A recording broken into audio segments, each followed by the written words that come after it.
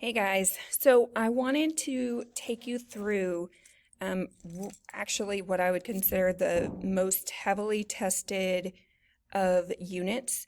There's a couple of reasons that I would say that it's the most heavily tested because it connects to so many different units. All right, it didn't just happen during the late Cold War. It didn't happen just during the middle Cold War. It also took place, like the foundation of it, took place during the Gilded Age, actually. So, well, Gilded and Progressive era. So keep that in mind as we're going. All right, so when we're talking civil rights, the foundation of it goes back to the origins with what we call the Reconstruction Amendments. Okay, so an amendment is just a change to the Constitution. So when we say 13th Amendment, that is the abolishment of slavery. So the 14th Amendment, and this is one that we're going to talk about a whole lot. And okay, before I go with the 14th Amendment, I want to back up. One of the things that I want you to write up in just the open area beside origins, the Reconstruction Amendments are considered the 13th, 14th, and 15th, okay? They are for rights for former slaves, okay? The Reconstruction Amendments guaranteed rights to former slaves. Let me see if I can actually add this in here.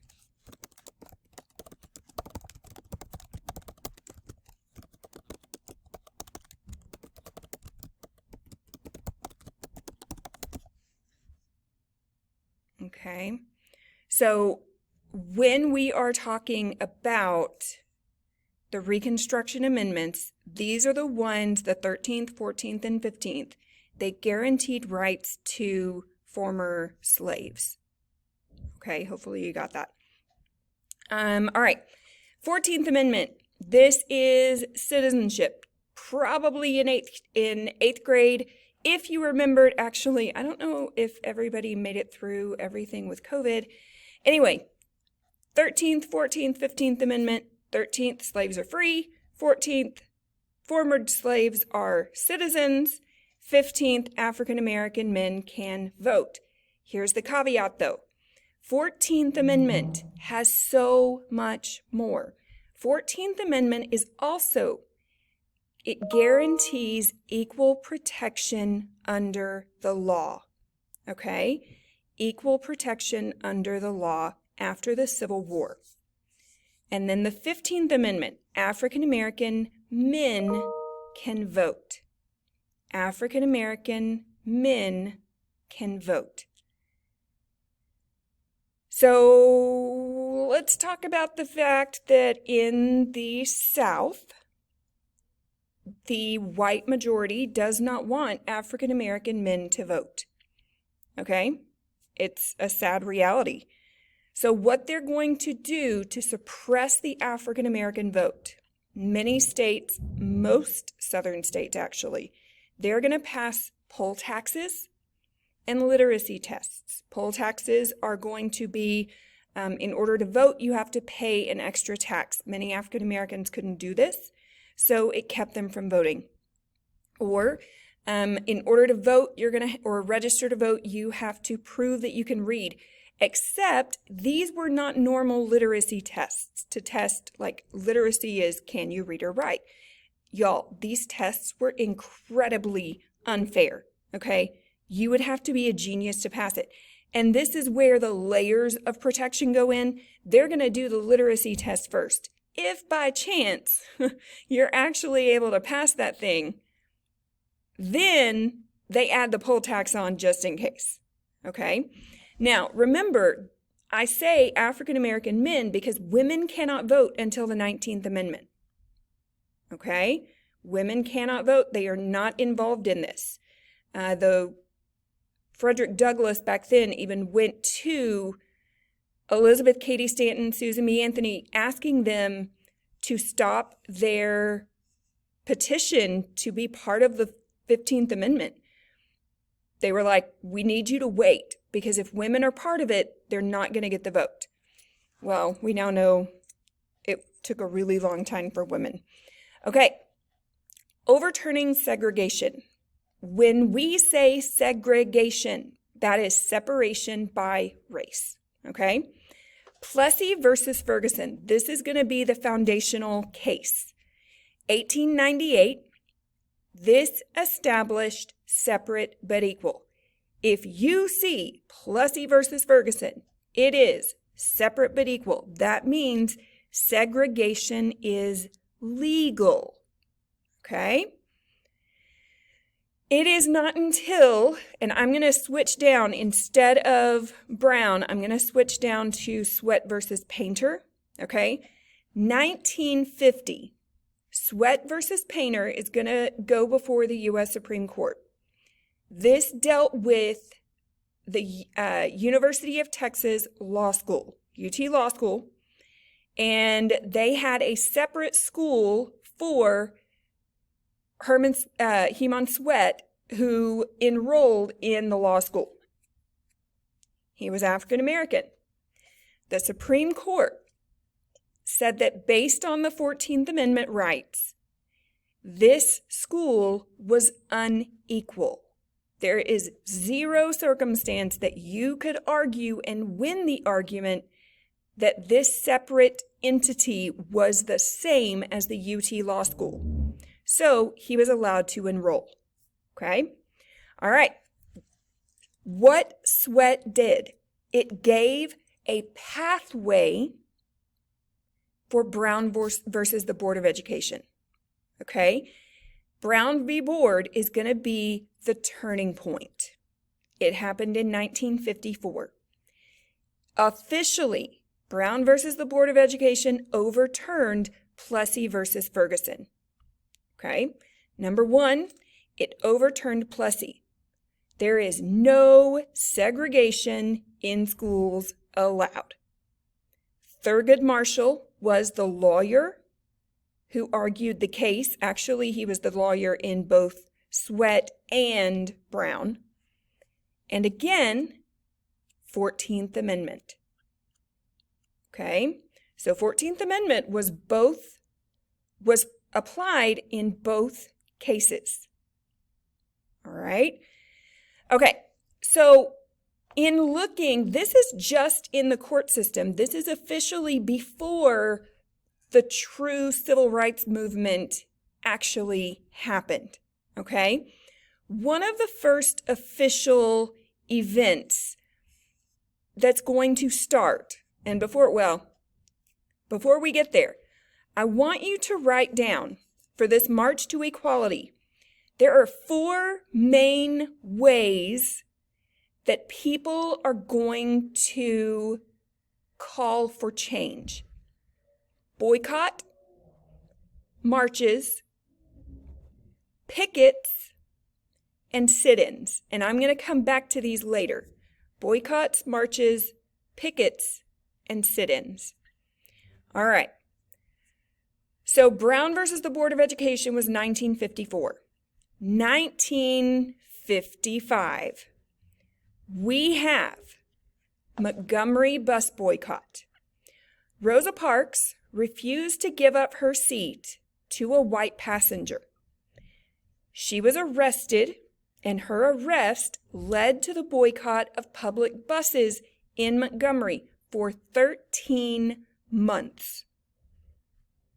Okay, so Rosa Parks refused to give up her seat to white passengers, and I might say she refused to give up her seat to a white passenger in the African American section. She wasn't in the white section, she was in the colored section, and she was asked to give up her seat in the colored section, and she said no, and she was arrested. So they are going to boycott. Boycott means you refuse to purchase a product or a service. So African Americans in Montgomery, Alabama refuse to ride the bus for 13 months. They walk for miles. They ride bicycles. They do ride shares. Okay? This is going to be the first time that we really start talking about Martin Luther King Jr. He is at this point just a local pastor. Okay? This is where he's first going to be arrested. And we get the letter eventually in the next couple of months, letter from a Birmingham jail that we'll talk about in a minute. All right, next, 1963, the March on Washington. MLK, Dr. Martin Luther King Jr., and other leaders, it's actually March on Washington for jobs and equality, okay? They're not just fighting for respect, they need jobs, okay? This was the largest protest, largest march in U.S. history. 250,000 people attended this march, okay? And just the way that these are in the video, sorry, they're kind of out of order. 1961, a group challenged segregation laws in the South. And so they're going to load buses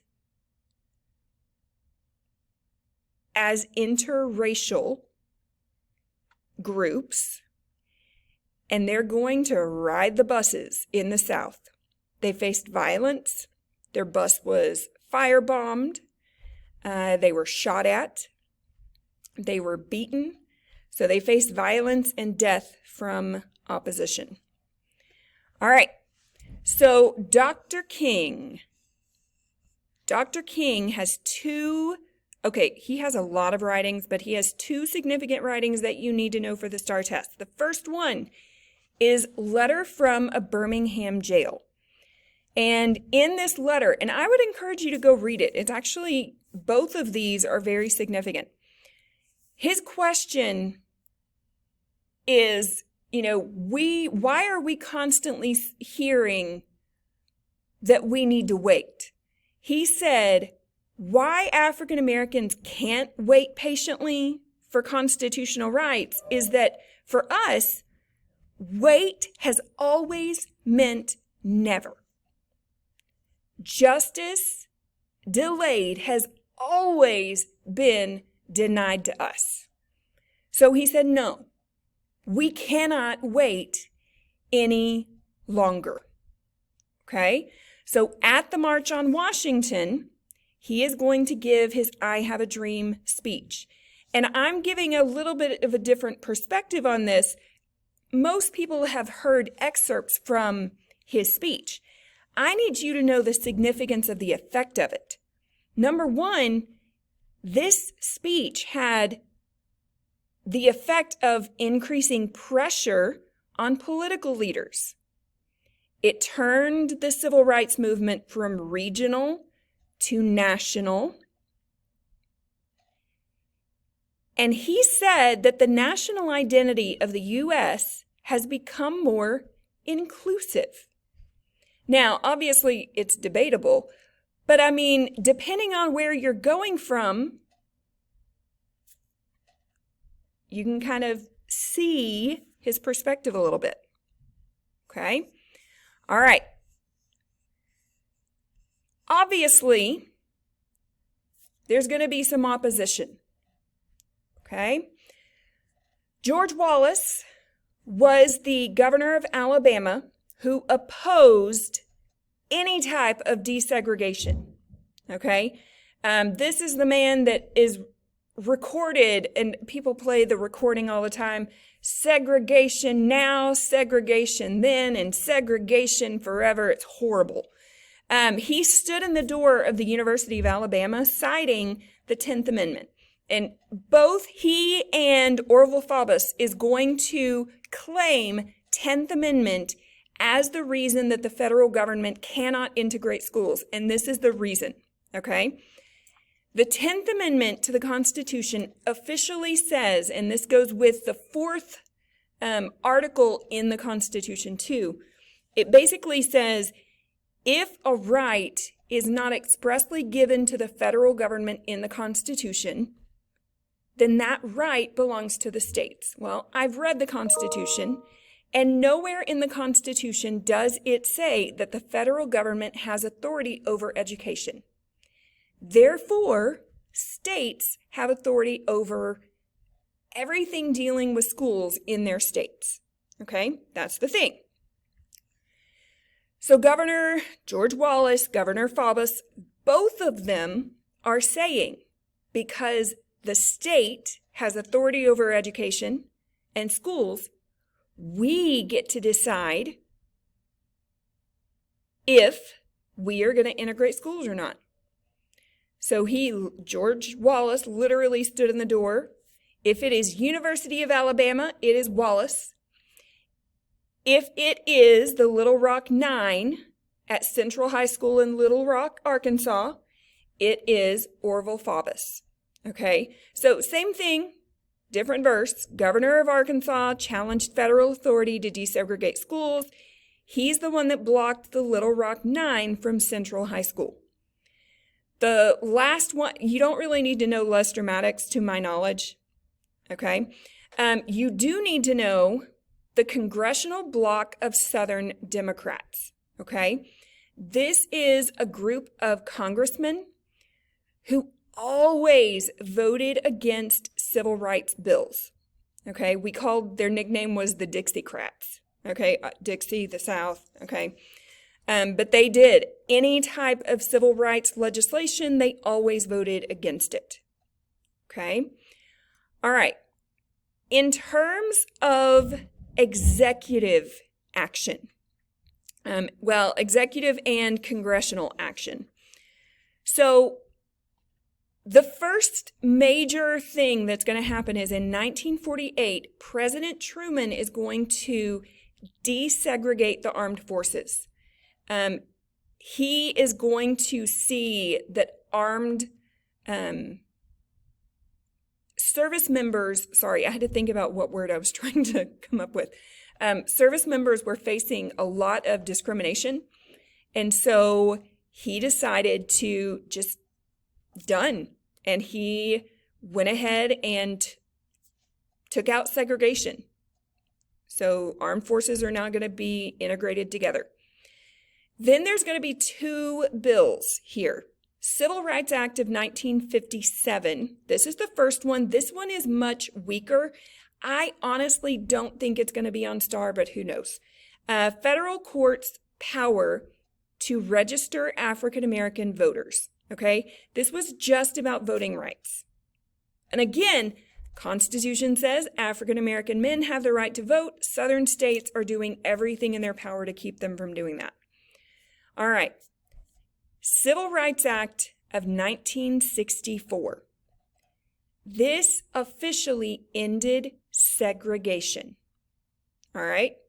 This was desegregation nationally. And if a school decides to not integrate together, it actually cuts off federal funds to any segregated schools. So if a school decides they're going to stay segregated and not allow African Americans or other minorities in, they lose all of their federal funding. Okay? All right. So one of the weird things is that in addition to the 15th Amendment, the 24th Amendment was also passed.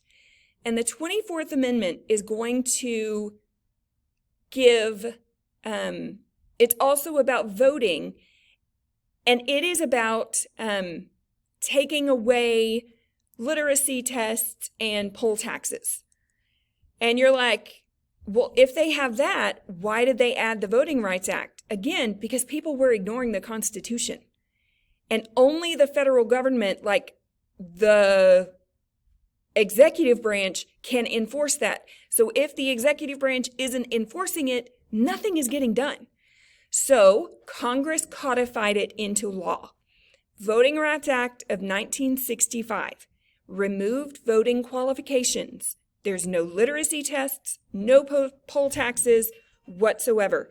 And in addition to this, there are going to be a lot of areas like in Selma where the federal government actually took over the elections to make sure that they were fair. Okay? All right, next page.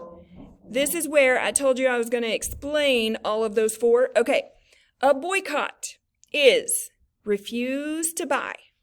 Okay? So boycott is refuse to buy. Picketing, that is protesting with signs. And basically with picketing, you're stationary or you're literally walking around in a circle right in front of the door. Okay? Civil disobedience, this is breaking unjust laws. I mean, it doesn't get you out of the consequence. If you break the law, you're going to get a consequence. But you can feel better about yourself. And then sit-ins, these are the ones that happen in lunch counters. And basically, you go to the lunch counter that refuses to serve you, and you sit there until they serve you. I mean, that's the gist of it. Okay? Now, you're going to have to mark out the whole non, because we already have a non, so this is the violent approach. Malcolm X, his philosophy is, and again, people make it sound like Malcolm X just wanted to go out and kill everybody. Absolutely not. Malcolm X said, look, I'm not turning the other cheek. If somebody attacks me, I'm going to attack them back. So attack back if attacked. Black Panthers, they also advocated violence if necessary to protect their homes and neighborhoods. But they were very huge in community charity. Okay? One of the other things that was going on during this time period is LBJ's Great Society. Okay? So if you see Great Society, it goes with LBJ, Lyndon Baines Johnson, and economic inequality. That is what it is fighting against. Okay? So, affirmative action is part of his Great Society programs. It requires employers to hire more minorities. Colleges want you to admit more minorities. Basically, we need it to not just look like white men. Have some color. Have other genders. Have some fun. And then War on Poverty, Economic Opportunity Act, like the Job Corps, Peace Corps, Title IX, it banned sex discrimination in education, especially sports. If you're going to have 10 male sports teams, you're going to have 10 female sports teams. Okay? All right. Last thing. Sorry, it's really long, but we're going to make it. Expanding the struggle. Okay? What I want you to put beside expanding the struggle, inspired by gains for African Americans and others joined the fight. Okay? So, because of what others were able to do, or because of what African Americans were able to do, other groups are going to join. All right. First up, we have the Women's Liberation Movement. This is led by Betty Friedan. She is the author of The Feminine Mystique. She challenged the belief that most housewives were fulfilled staying home. She basically just asked the question, is this all? Is this all life has for us? Or is there more?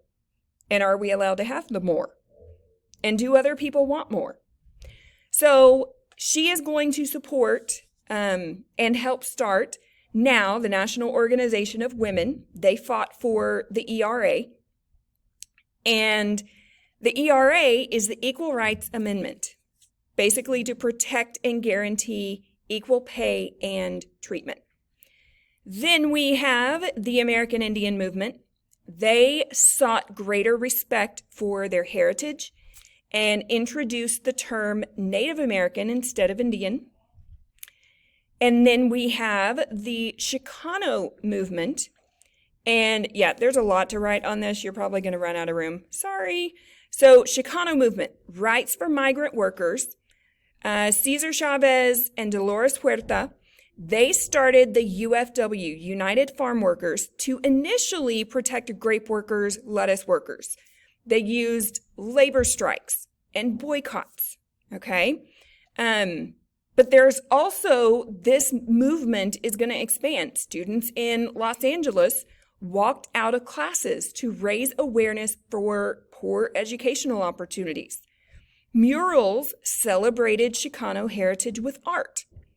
Hector P. Garcia advocated for Mexican-American veterans, okay? So all of this is about Hispanic culture, celebrating Hispanic culture, making it not a bad thing, and protecting those who are migrant workers, okay? All right, last thing for the civil rights movement, there are 3 court cases. First one, possibly you need to know, probably not, but who knows. Mendez versus Westminster, segregation of children is illegal without a special state law requiring it. Hernandez versus Texas, this is the one that, the dude shot him. He did it. He was guilty. However, jury discrimination violates a defendant's 14th Amendment rights. And then Wisconsin versus Yoder. First Amendment is freedom of religion. So freedom of religion by requiring children to remain in school after the 8th grade. Okay? So Wisconsin versus Yoder said that yes, the First Amendment rights of the Amish were actually violated by making them go to school after the 8th grade because they were further exposed to secular ways. Okay, so they won against the state. I'm not going to go over the EPA and Community Reinvestment Act and the Endangered Species Act because, in all honesty, they actually happened during Nixon. So that'll go somewhere else.